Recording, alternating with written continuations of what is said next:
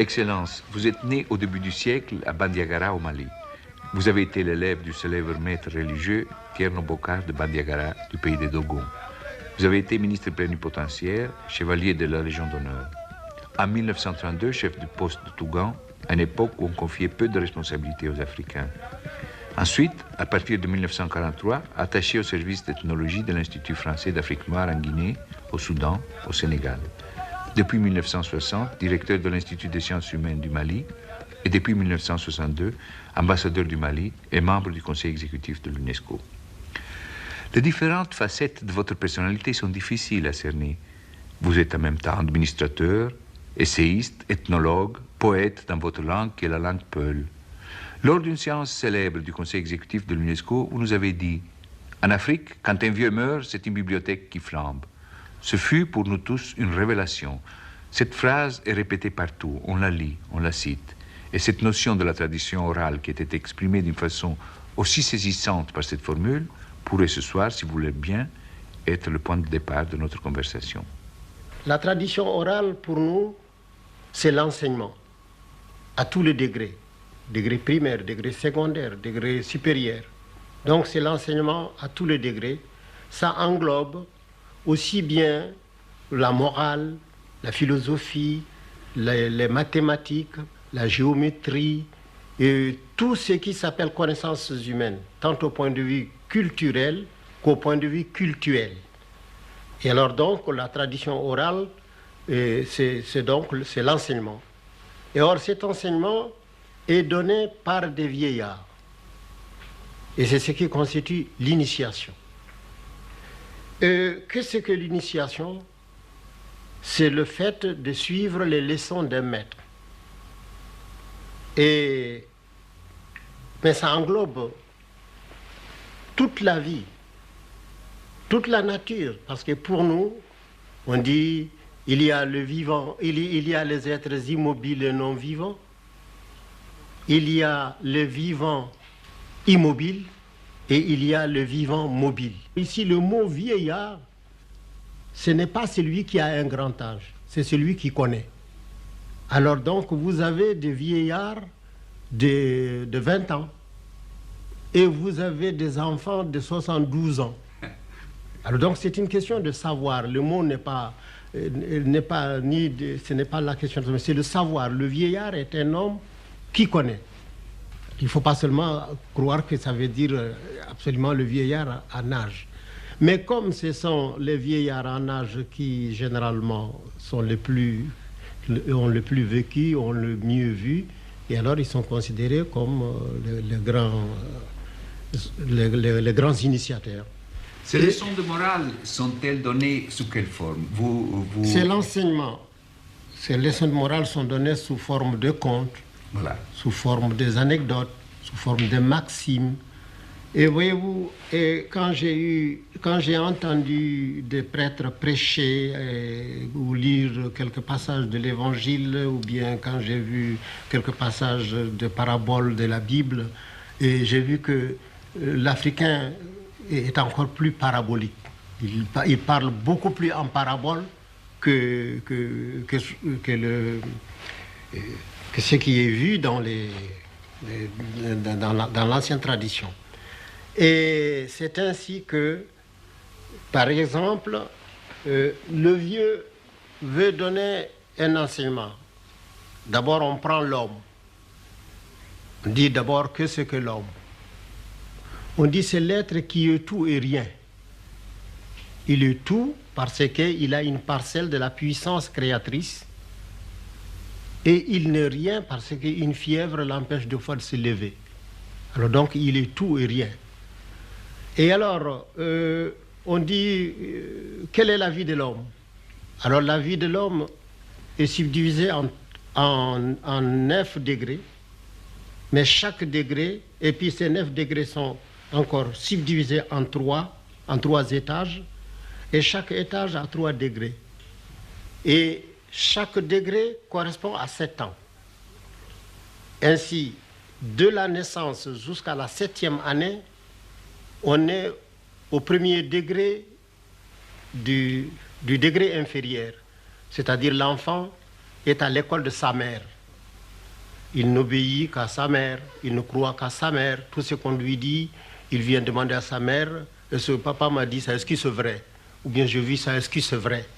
Donc il ne voit que par sa mère, durant 7 ans.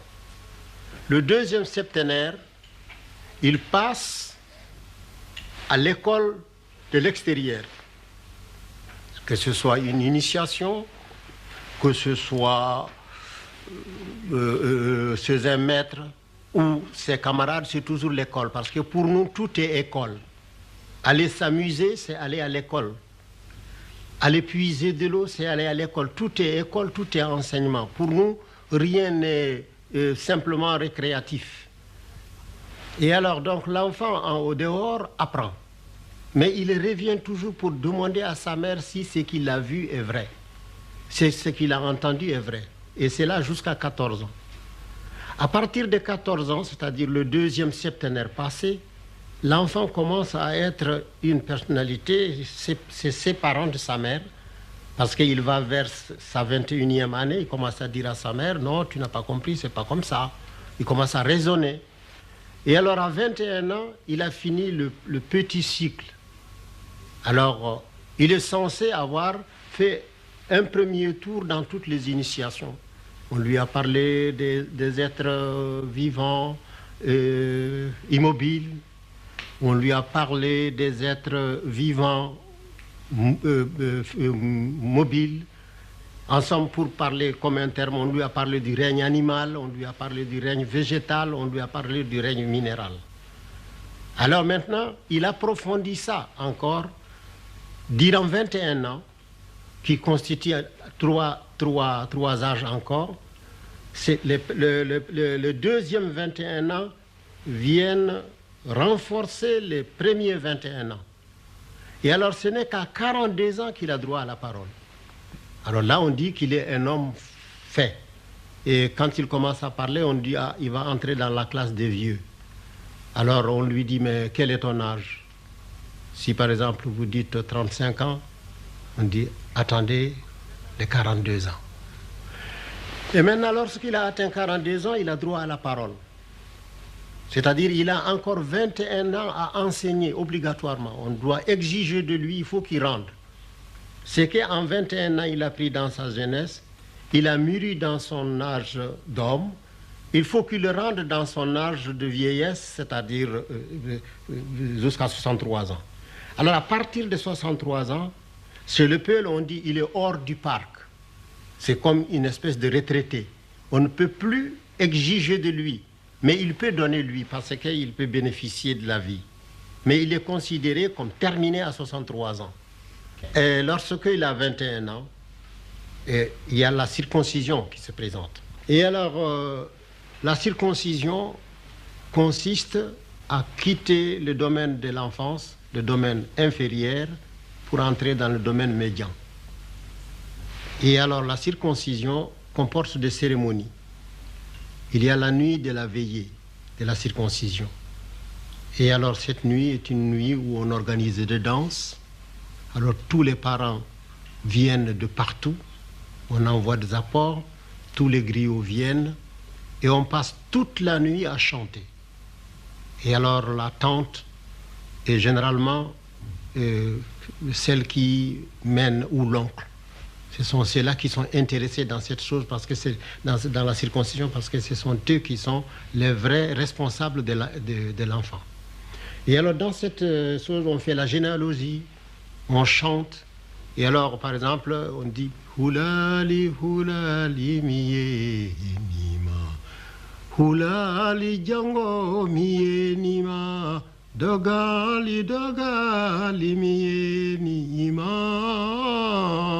Dogali, django, miye, nima. » Je m'excuse, je n'ai pas une bonne voix. Bon, et alors, ça veut dire, si tu n'as pas peur, demain je te ferai un cadeau. Si tu n'as pas eu peur du fer, du couteau, du forgeron, demain je te fais, parce que c'est le forgeron qui circoncis.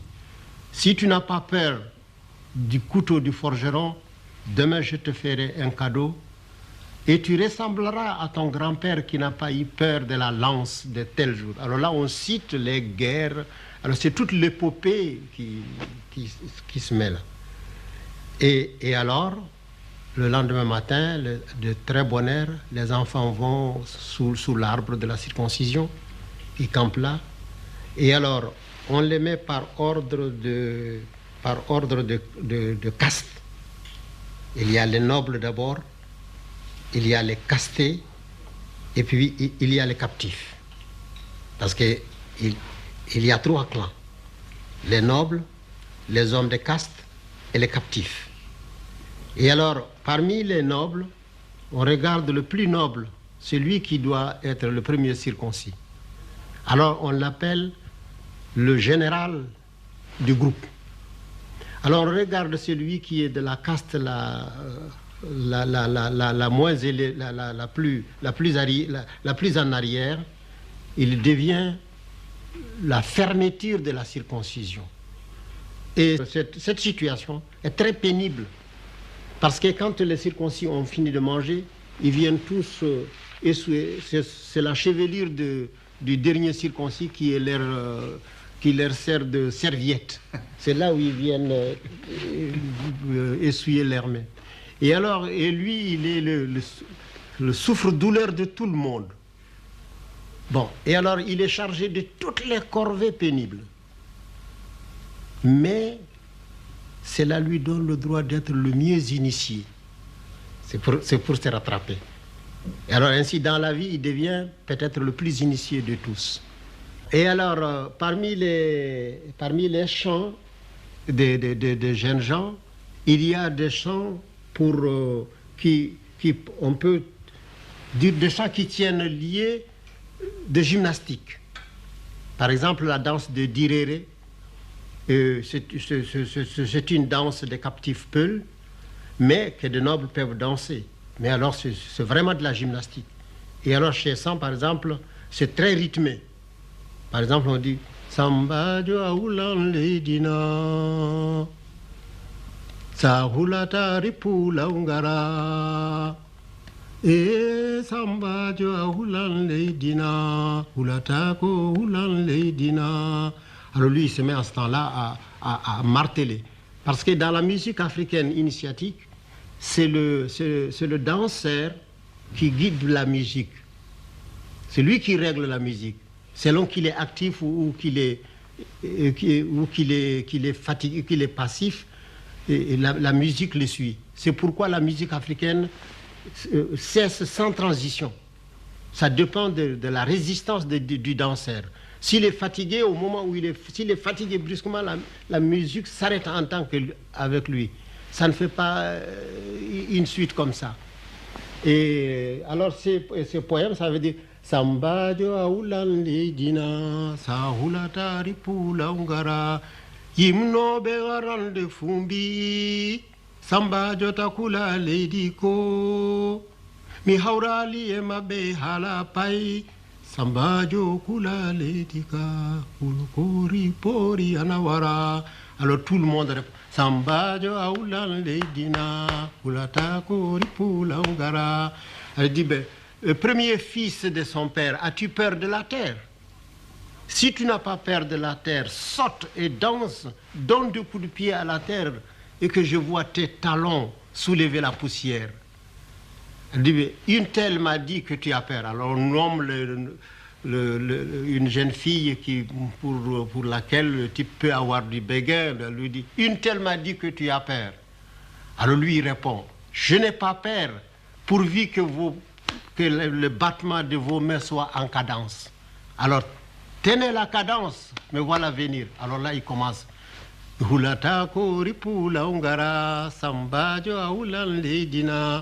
Et alors, les chants sont faits. Il n'y a pas solfège comme chez vous, mais il y a des onomatopées. Des onomatopées qui donnent les airs. Et alors, tous les groupes répète l'onomatopée. Alors le poète entre, et puis immédiatement, comme tout est improvisé, alors il improvise en suivant le rythme que les autres tiennent. Par exemple, si on lui dit, mais sur quel rythme veux-tu danser? Il dit, je vais danser sur le rythme de Sambadio. Alors là, il chante ce que je viens de dire. Mais s'il dit, je vais danser sur le rythme de Tari, alors là, tout le monde se met tarindi tarindin din tindaritam tarindi tarindin din tindaritam tandarandat dandandaran tandarandat dandandaran. Alors tout le monde, vous voyez, 300 personnes comme ça, tarindi tari. Alors ça fait vraiment une musique qui est faite de bouche. Et alors il enchaîne, le poète enchaîne là-dedans. Bailel jabate bailel sambalana. Tarindi tarindindi midoima tarindi tarindindi sapoeta ton fatuma be iyo nyale o samba iyo tarindi tarindindi darita. Alors c'est la réplique. Ou bien les autres disent c'est ere. Alors là il dit ere de ere nana ere nana injo ere nana sajode, qui ne veut absolument rien dire. C'est comme si on dit tra la la la la la la la la la la tra la la la la. Mais ça permet au poète d'enchaîner. Quand il dit ere de ere nana inyo ere nana sajode, le poète dit Allah se kani mingindi yalla gindi se katagiye mayo. Alors ça c'est une parole. Alors, qui ne veut rien dire. Alors lui dit, c'est Dieu qui nous inspire. Et de cette inspiration, nous faisons des poésies qui sont si fortes et si élevées qu'elles creusent des fleuves et font des méandres. Allah se kani gindi, yalla gindi se katagiyema yo sajode, et ainsi de suite. Alors vous en avez toute une gamme pour montrer comment les chansons sont conservées. Et alors les thèmes, évidemment, on ne peut pas demander à la tradition orale d'avoir un thème comme des archives, comme des livres écrits. Et alors, mais il y a des thèmes, il y a des jetages, il y a des développements qu'on ne peut pas. Par exemple, si vous avez un conte à raconter, un conte initiatique, comme celui de Kaïdra, alors vous avez 11 points que vous ne pouvez pas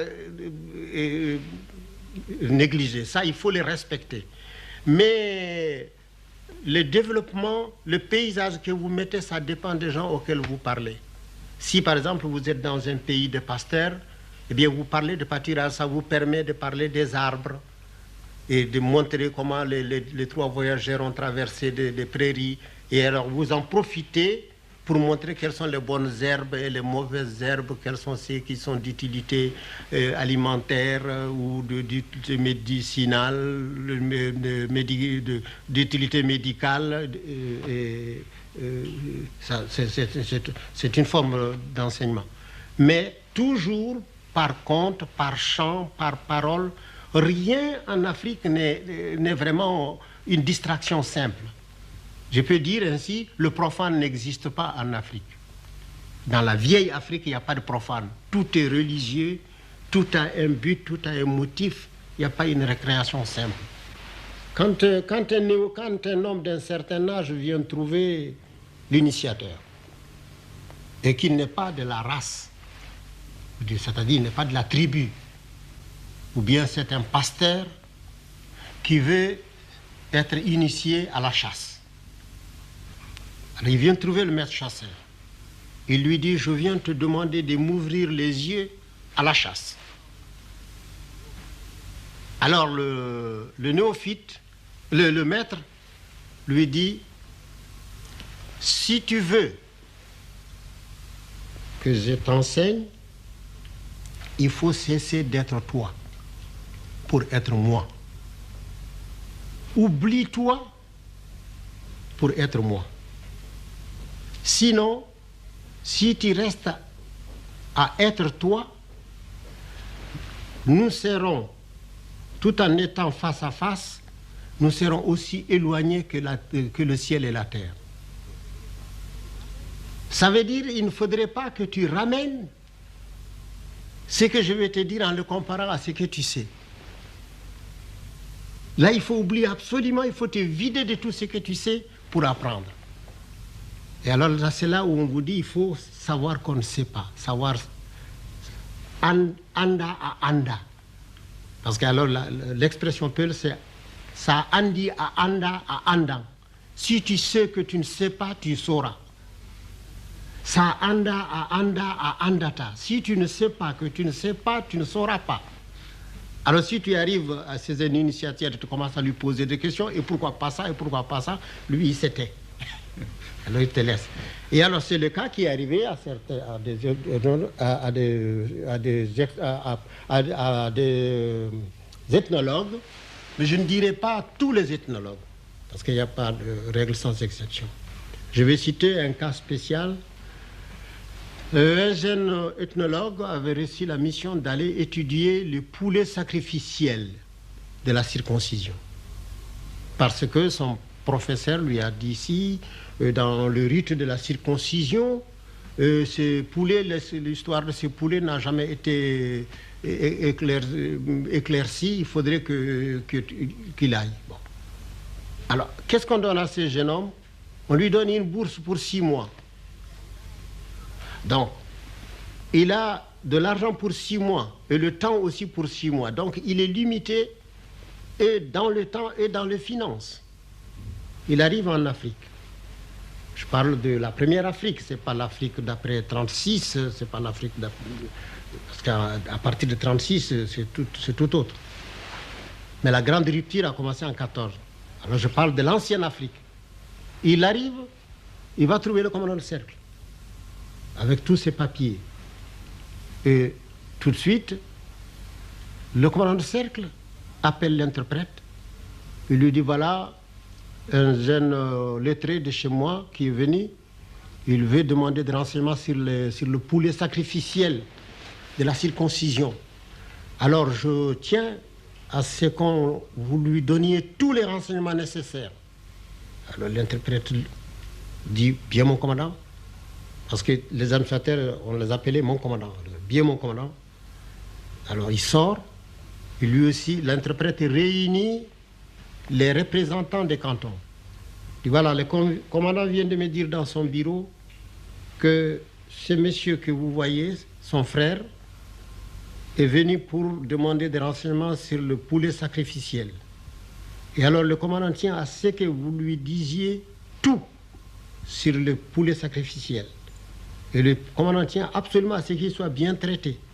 Alors s'il lui arrive la moindre des choses, le chef de canton aura affaire au commandant. C'est clair? Bien, vous voyez, monsieur l'interprète. Alors, le jeune homme s'en va en ville en attendant que le représentant du chef de canton aille chez le chef.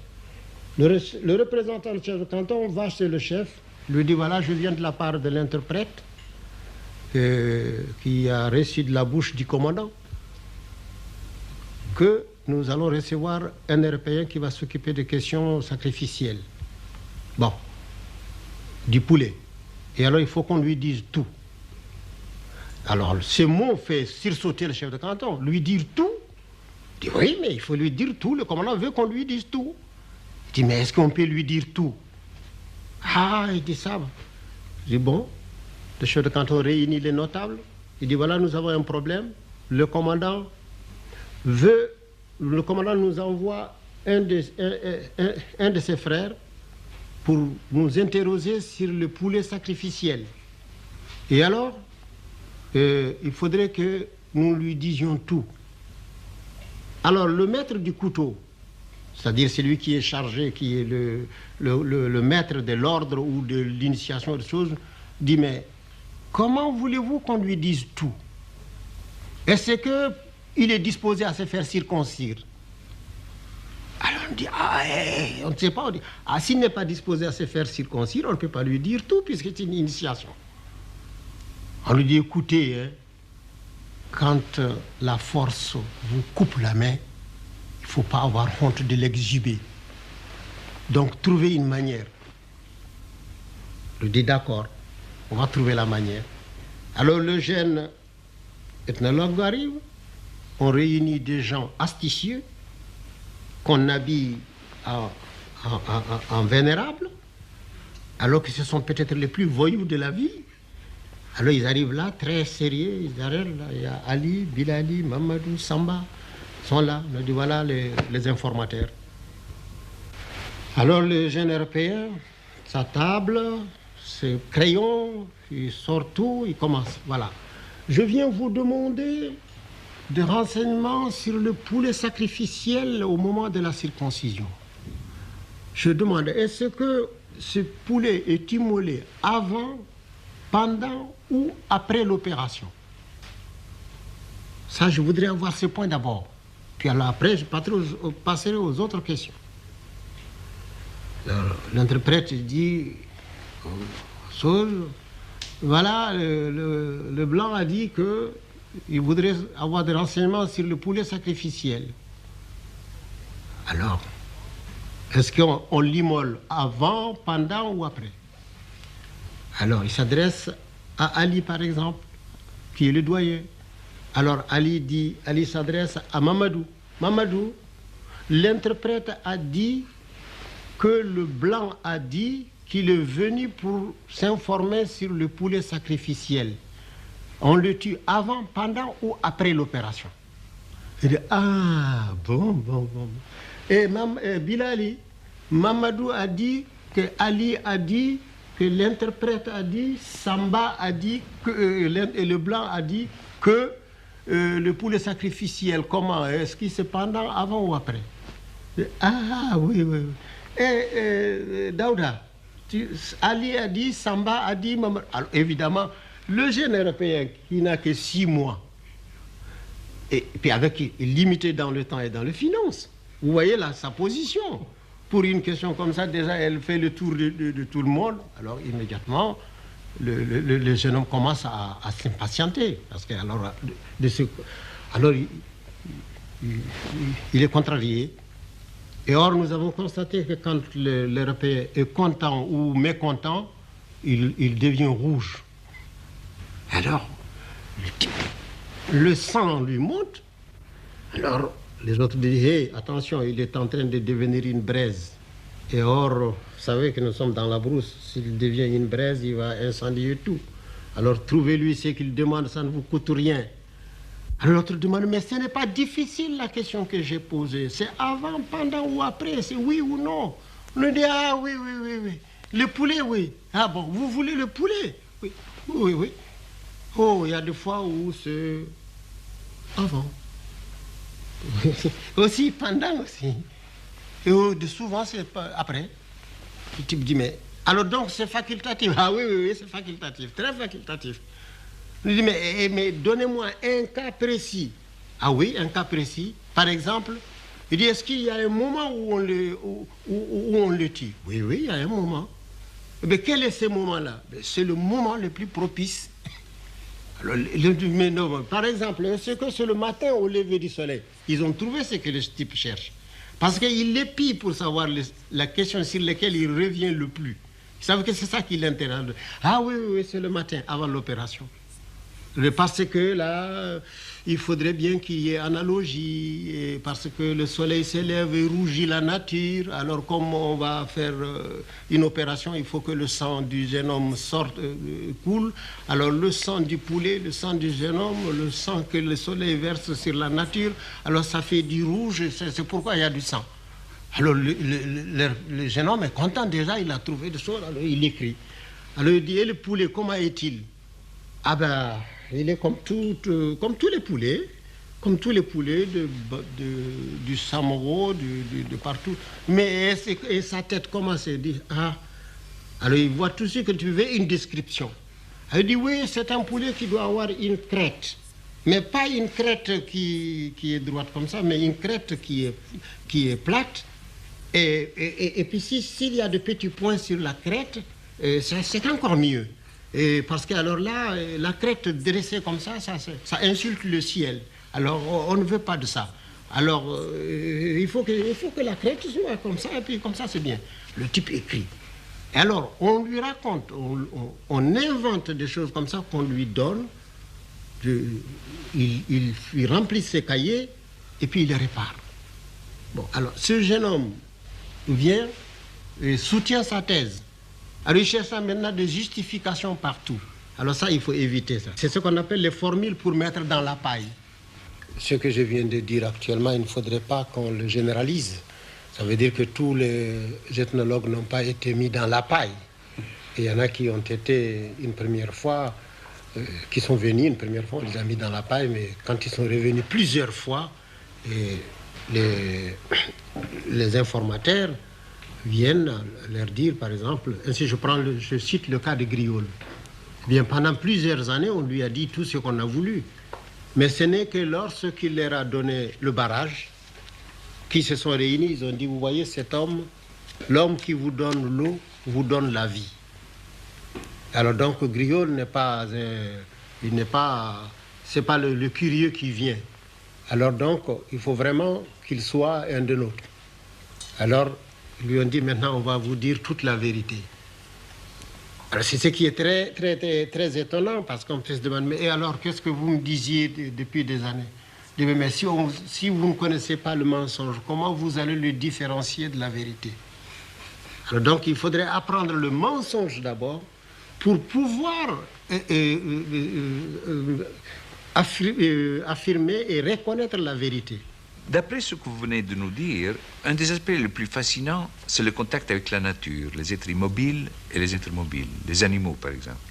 Parlez-nous, Excellence, du plus célèbre d'entre eux, du lion. On l'aime, on l'admire d'abord parce que c'est un grand, il a un port majestueux, il est comme un roi, et puis il est très sobre.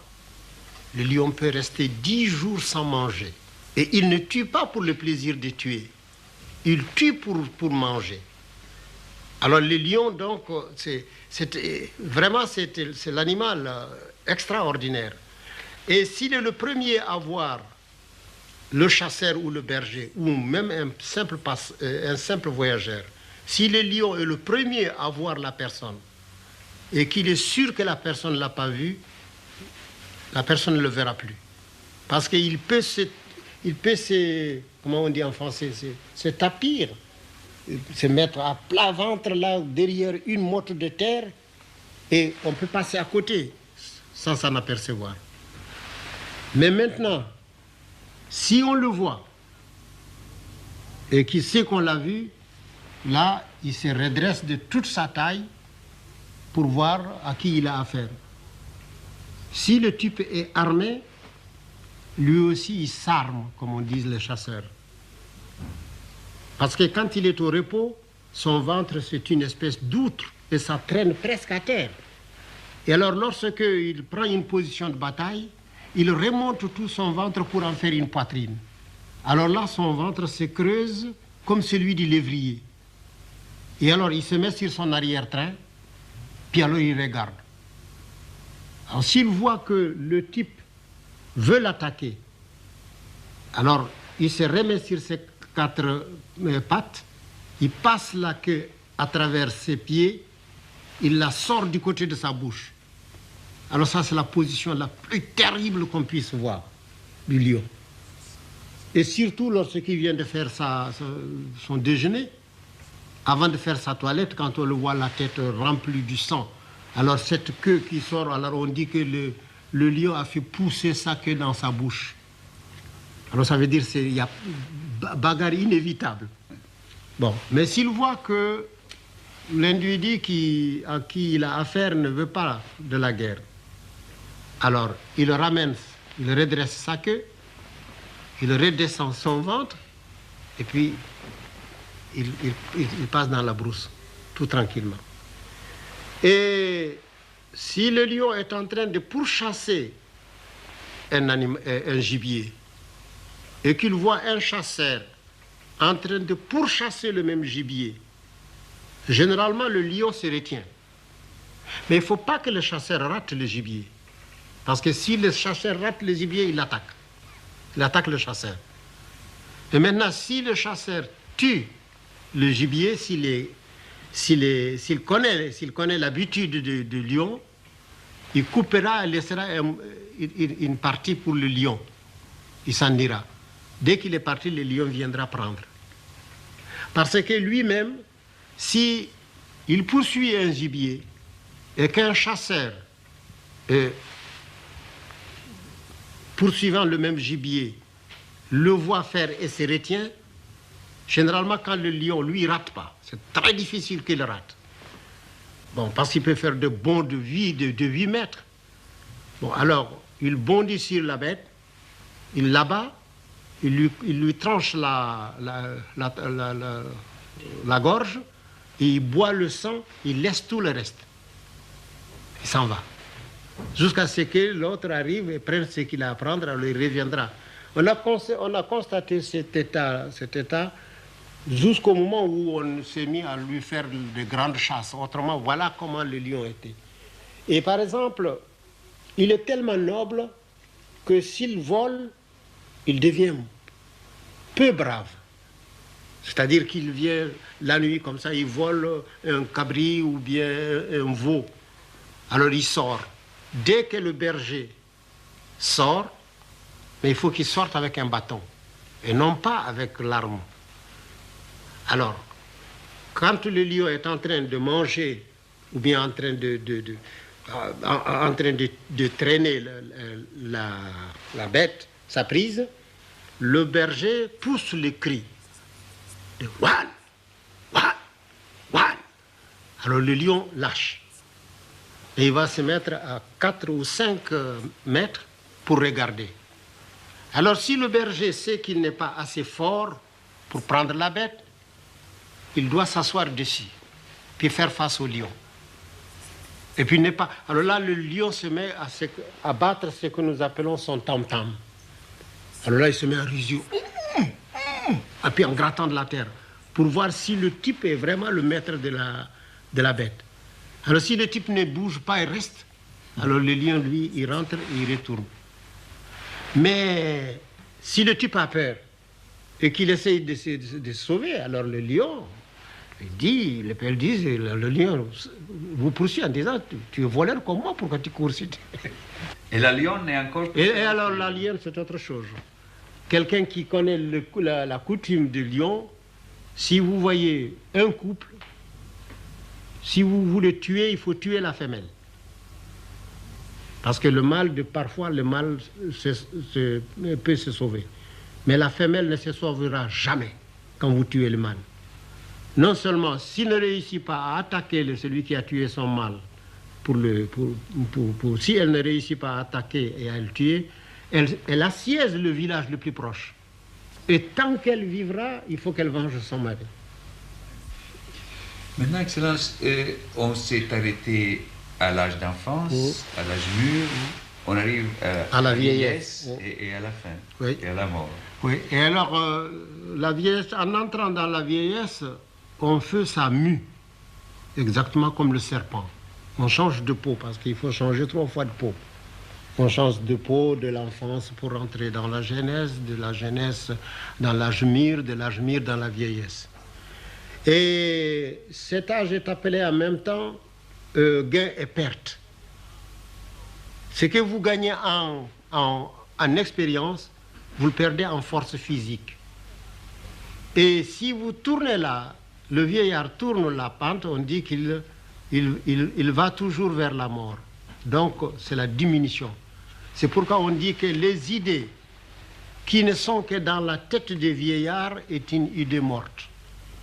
Donc, il faudrait la s'aimer dans la tête des jeunes. Et c'est pourquoi la tradition africaine s'occupe beaucoup de ces jeunes. Sans lui donner tous les droits, mais il met à sa disposition tous les moyens. On lui demande la patience, parce qu'on dit que la force la plus colossale, c'est la patience et l'humilité. Voilà la grande force. Et c'est le plus grand bonheur que nous avons, c'est l'oubli et le sommeil. Le plus grand bonheur qu'on a donné à l'homme, c'est l'oubli et le sommeil. Parce que s'il n'oubliait pas, il serait tellement méchant que chaque jour il tuerait. Alors, s'il ne dormait pas, il ne pourrait pas réparer ses forces. Donc voilà le grand bonheur. Et on considère ça aussi en parlant dans l'âge, c'est dans l'âge mûr, c'est dans la vieillesse que le vieux parle des femmes. Parce que les questions des femmes est une question en Afrique. La femme n'est pas publique. La femme n'est pas publique. C'est un être divin qui est secret. Parce qu'on dit qu'il y a 11 forces dans la femme, tandis qu'il n'y en a que 9 dans l'homme. Alors on dit, et ces forces ont des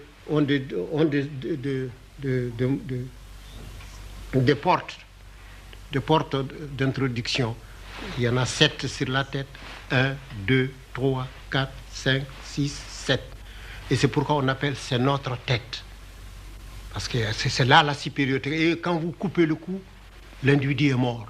Vous pouvez couper le bras, vous pouvez ouvrir le ventre, mais le jour où vous coupez le cou, c'est fini. Alors c'est pourquoi on appelle la nécessité d'avoir une tête. Parce que c'est là-dedans où on a ces sens les plus nécessaires. Les moyens d'introduction et d'extériorisation aussi. Tout est dans la tête. Et alors on a les 2 exutoires naturels qui portés au 7 font 9. Voilà où s'arrête l'homme. Mais tandis que la femme, quand elle met au monde un enfant, c'est-à-dire elle cesse d'être une femme, elle devient une mère. Parce qu'on dit que la femme est une chose, la mère en est une autre. Alors, mais le privilège de la mère, c'est d'être femme et mère. Alors donc la force de la femme se trouve dans la mère parce que lorsqu'elle met au monde, elle a là encore 2 autres portes qui s'ouvrent. Et alors ces 2 portes, ajoutées aux 9 que l'homme possède, lui donnent 11. Alors il a ainsi 11 forces. Il y a la pierre, le fer, le feu, l'eau, l'air et l'homme. Alors donc il y a 5 forces matérielles palpables, visibles. Alors vient l'homme. Alors il y a de l'autre côté de la main de l'homme, il y a 5 forces invisibles, mais dont on ne voit que les effets. Alors l'homme, il y a l'ivresse qui anéantit l'homme. Il y a le sommeil qui anéantit l'ivresse. Il y a le souci qui anéantit le sommeil. Il y a la mort qui anéantit le souci. Et il y a la résurrection, c'est-à-dire la vie dans ce qu'on appelle l'autre monde, qui anéantit alors la mort. Parce que pour nous, la mort n'existe pas. Pour l'Afrique traditionnelle, la mort n'existe pas. D'ailleurs, on ne dit pas mort, on dit changement de domicile. Parce qu'on est censé continuer à vivre dans une éternité. Pour la mort, on dit c'est que le défunt avait fait. Ses exploits, les largesses, sa bonté. C'est la famille qui chante les louanges? Non, tout le monde, la famille peut chanter. La famille peut, mais rarement la famille, parce qu'en Afrique, il est très mal vu de parler de soi. Et c'est pourquoi nous avons des griots qui viennent parler de vous. Il y a par exemple des pleureuses qui sont des pleureuses professionnelles. Or, ils pleurent à l'occasion quand un vieillard d'un grand âge meurt. Alors, deux fois le funérail dure des jours et des jours et des jours et des jours. Et il y a une nuit, il y a une semaine là-dedans où on passe toute la semaine, toute la nuit, du coucher au lever du soleil. Et alors, voyez-vous, c'est là où on fait toutes les généalogies. Alors, chaque occasion est une occasion de donner la généalogie parce que c'est ça qui nous sert de registre d'état civil. Alors, on vous dit, vous êtes fils d'un tel, fils d'un tel, fils d'un tel, fils d'un tel. Par exemple, je prends le cas d'El Hadj Omar. On vous dit, quand El Hadj Omar, alors on dit, Oumar Saïdou, Oumar est fils de Seydou. Alors on dit Oumar Seydou Antoumana Koumou Koudejo Sadiga Sangre Bodebal Oubokun Yassin Yaba Dede Mani Annabi Heller Bouitori. Vous voyez, tout ça, ce sont ses grands-pères. Et alors après, on reprend la lignée en disant ton père Seydou est le frère d'un tel qui a eu un tel comme enfant, un tel comme enfant, un tel comme enfant. Tel enfant de ton père a été tué dans telle bataille. Il est enterré à tel endroit. Alors le généalogiste vous dit où vous devez vous marier et quelles sont vos mésalliances. Alors il y a ces griots qui sont les généalogistes. Et il y a de cela une chose extraordinaire. Le gouverneur Engoulevent avait un commis expéditionnaire griot. Ce commis expéditionnaire partait chaque samedi. Il ne venait pas au bureau, il allait faire le griot. Et alors son chef de bureau l'a fait révoquer pour inexactitude dans le service, on l'a révoqué. Et alors, lui, comme il est griot, il est allé demander des renseignements sur la généalogie sur la biographie du gouverneur général Van Vollenhoven, le gouverneur général Engoulevent. Alors, il a attendu un jour où on est allé à la course à Rufisque. C'était la seule course qui existait pour tout le Sénégal. C'est-à-dire que tout le monde venait là. Alors, c'est un grand monde. C'est comme le Longchamp ici, de là-bas. Et alors, à la mi-temps, et voilà le jeune griot qui sort, habillé en griot. Il vient là, il se présente à la tribune. Il dit « Engoulevent !» Alors, pour un Africain à l'époque, se permettre d'interpeller comme ça le gouverneur général, alors tout le monde était là comme ça, saisi. Qu'est-ce que c'est? Engoulevent, gouverneur général de l'Afrique occidentale française et gouverneur général de l'Afrique équatoriale française. Roume et Ponty ont fondé le gouvernement général de l'Afrique occidentale française, mais ils n'ont pas réuni les deux commandements. Engoulevent, tu as été le lauréat de ta promotion, sorti diplômé de telle école, telle école, telle école. Eh bien, je vous assure, Engoulevent ne savait pas où se mettre. Engoulevent était pris sous la magie du verbe. Il se lève, il dit, mais qu'est-ce qu'il y a, mon petit? Il dit, je suis un pauvre griot de fils en père. Mais contrairement aux habitudes de mes parents, j'ai été à l'école. On m'a instruit dans la langue française. On m'a donné le métier de commis expéditionnaire. Eh bien, parce que j'ai voulu suivre ma tradition, on m'a révoqué. Je viens te demander réparation. Le gouverneur général dit, allez, tais-toi, mon fils, viens me voir. Il arrive, il le remet dans le cadre. Il affecte à son bureau comme téléphoniste. Et alors, quand on prend le téléphone, on dit « Allô ?» Alors lui, il répond « Allô ?» On dit « Qui est à l'appareil ?» Il dit « Ici, Matabara Samba Ali Ndiaye, téléphoniste du gouverneur général, révoqué et repris. » Je voudrais que vous nous disiez quelque chose sur la race à laquelle vous appartenez, d'une part, et d'autre part, s'il y a parmi les personnages légendaires ou parmi les personnages historiques de votre race, des types, des personnages qu'on puisse citer et qui sont exemplaires. Évidemment, il y a d'abord l'origine de Peul est perdue dans l'obscurité des temps. Et tous les ethnologues, comme tous ceux qui se sont occupés de Peul, bien, je ne crois pas qu'on soit arrivé vraiment à la véritable de trouver l'origine réelle de Peul. Et je me demande s'ils ne sont pas un métissage de toutes les races blanches qui se sont trouvées à un moment donné dans le bassin de la Méditerranée. Pour moi, ça c'est mon opinion personnelle. À part ça, on nous a fait descendre même des Gaulois. On nous a dit que nous étions des Arabes. Et une fois, il y en a, depuis la conversion des Peuls à l'islam, il y a une généalogie qui nous fait vraiment des cousins de Mahomet. Alors moi, je ne suis pas fâché qu'on me fasse cousin de Mahomet, mais enfin, je trouve ça un peu fort.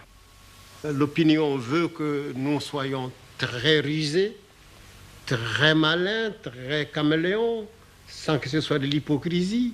On ne sait pas ce que pensait un Peul. on dit le Peul ferme les yeux, mais il ne dort pas. Et alors, eux aussi, et on dit, par exemple, les Bambara disent, si vous voyez l'état du Peul, ne croyez pas que sa maigreur est une... si vous voyez le Peul, vous le croyez malade.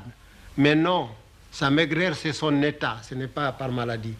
Et les autres ajoutent, surtout les tirailleurs Bambara qui ont appris à parler français, là ils ont fait un français à leur manière, un français tout à fait piquant.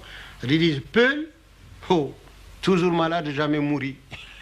Un jour, dans la mosquée, l'imam, le chef annonce la mort d'un noble Peul qui s'appelle Tchabadio Dioro Yalalbe. Il dit, mes amis, je vous annonce aujourd'hui avec beaucoup de tristesse dans le cœur que Dieu a rappelé à lui le prince Tchabadio Dioro Yalalbe. Alors tout le monde dit, quelle catastrophe, oh, quel malheur, quel malheur. Quand tout le monde s'étue, Ibrahim Khalilou se lève et dit, Cheikh Amadou, il dit, j'ai quelque chose à dire. Il dit, Dieu a tué quelqu'un qui le surpasse en 3 choses. Alors vous voyez, en pays musulman, dire qu'il y a quelqu'un qui dépasse Dieu en 3 choses, alors on dit, ben, ça c'est un anathème, on défère Ibrahim Khalilou devant le tribunal. Alors les marabouts, bigots, qui n'acceptent pas du tout qu'on parle de Dieu qu'avec beaucoup de respect, et puis surtout, c'est pas traiter Dieu comme un camarade ou comme n'importe qui, comme ça. Alors, on dit, les marabouts prononcent la confiscation totale des biens d'Ibrahim Khalilou. Alors on est allé ramasser tout ce qu'il y avait dans la maison d'Ibrahim Khalilou et lui laisser rien que son parterre, comme on dit. Et évidemment, il y avait un puits dans la maison d'Ibrahim Khalilou. Ce puits était le meilleur puits de Hamdallah, aussi bien par son débit que par ses eaux très claires, limpides, une eau fraîche, toujours fraîche et très légère. Et tous les notables buvaient le puits d'Ibrahim Khalilou. Ce qui fait que vraiment c'est le puits où chacun vient s'asseoir pour attendre son tour, tellement il est aimé. Et alors, Ibrahim Khalilou, quand on lui a ramassé toute sa fortune, il s'est trouvé absolument sans rien. Quelques jours après, il va trouver le roi, Cheikh Amadou. Il lui dit, Cheikh Amadou, je viens te demander un renseignement. Il dit, j'ai été condamné à la confiscation de tous mes biens. Tous mes biens ont été ramassés. Ce qui reste maintenant, les murs de mes maisons et puis le parterre, le sable, ce qui se trouve là-bas, le tas d'immondices qu'on a oublié de faire sortir, qui est là-bas, et puis le puits, et puis au moins ça, c'est pour moi. C'est pour moi ou c'est comme de dire ça, c'est pour toi. Du moment qu'on ne l'a pas ramassé, c'est que c'est ton bien. Il dit donc, je peux en faire usage selon mon bon plaisir. Mais bien sûr, puisque c'est à toi. Il dit, bon, de mon puits, je vais en faire un vater. Du camp, le puits que tout le monde vient puiser de l'eau, tu vas en faire un vater. Il dit, puisque c'est à moi. Ou bien vous allez vous dédire encore, une fois de plus. Alors, on dit, eh bien, Brahma Khalil, ça, c'est très fort. Ce puits n'est pas à toi tout seul, mais c'est pour la communauté. Il dit donc, j'ai une part là-dedans. Il dit, ben, donnez-moi ma part, je vais en faire un vater. Puis moi, je ferai ça d'un côté ou vous boirez de l'autre. Alors, ils se sont tournés vers le noble, on dit, mais qu'est-ce qu'il voulait? Il n'y a rien à faire avec lui, qu'est-ce qu'il faut faire? On dit, ah, écoutez, faites cotisation pour lui restituer son bien. Alors, on a fait une cotisation, on lui a restitué. Et oui, une ville de près de 100 000 habitants a cotisé, chacun donnant la valeur de 10 ou 15 francs, ce que ça fait. Il est devenu peut-être 5 ou 6 fois plus riche qu'il ne l'était. Ce sont des histoires très, très jolies, très belles, très édifiantes.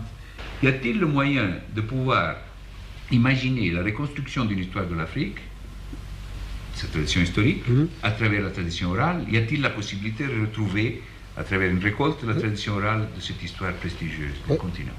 On dit chez nous que lorsque vous amenez votre jus de fruits au marché, ne le vantez pas, faites-le goûter. Alors c'est la langue qui plaidera pour votre marchandise. Ça veut dire que pour la réponse à votre question, je ne dirais pas oui, mais je dirais seulement j'ai fait un livre en partant de traditions orales. C'est l'Empire Peul du Massina, dont le premier tome a apparu et le deuxième tome est en sentier. Et d'autre part, l'histoire vraie de l'Afrique ne peut être faite qu'à partir de la tradition orale. Parce que tant au point de vue généalogie, au point de vue coutume réelle, ce n'est que la tradition orale, puisque nous n'avons pas d'archives, nous n'avons pas de... Tout est oral, c'est dans l'oralité. Alors donc, on peut recueillir cela, et d'autant plus actuellement, on peut le faire qu'on a des moyens. Il y a la radio, il y a le film, il y a le cinéma, on peut enregistrer, il y a des bandes magnétiques. Alors ça constitue, c'est la période c'est la période la plus propice pour récolter. Et sans se soucier si c'est vrai ou non, mais faire d'abord la récolte en moisson, exactement comme celui qui va chercher des fruits dans la brousse. Il ramasse tout, alors après il mettra les cerises avec les cerises, il mettra chaque fruit avec son espèce. Et ça veut dire que actuellement il faudrait qu'il y ait des équipes qui partiront avec des magnétophones, bien avec des films, pour filmer les choses sur place et écouter les traditionalistes. Parce que les derniers vont disparaître dans 25 ans. Et c'est pourquoi j'ai dit à l'UNESCO que j'ai été très ému de voir le monde entier s'accorder sur une chose, le sauvetage des monuments du Nubie. Ça a été vraiment une œuvre mondiale où tout le monde s'est mis d'accord. Mais à côté de ces monuments, il y a d'autres monuments qui sont plus périssables. C'est toute la tradition orale qui est dans le cerveau des hommes, et ces hommes sont mortels. Tandis qu'à côté des monuments du Nubie qui auraient pu encore rester 60 ans dans l'eau, eh bien nous, d'ici 60 ans, avec tout l'or du monde, on ne pourrait pas reconstituer. Alors actuellement, avec peu de moyens, on peut sauver ce qui peut être sauvé. Et si on ne le fait pas, on nous fera plus tard une histoire de l'Afrique vue de l'Europe et non pas une histoire de l'Afrique vue par l'Afrique. On nous fera une histoire de l'Afrique, mais on ne fera pas l'histoire de l'Afrique parce qu'on aura parlé à notre place et ce n'est pas nous qui avons parlé.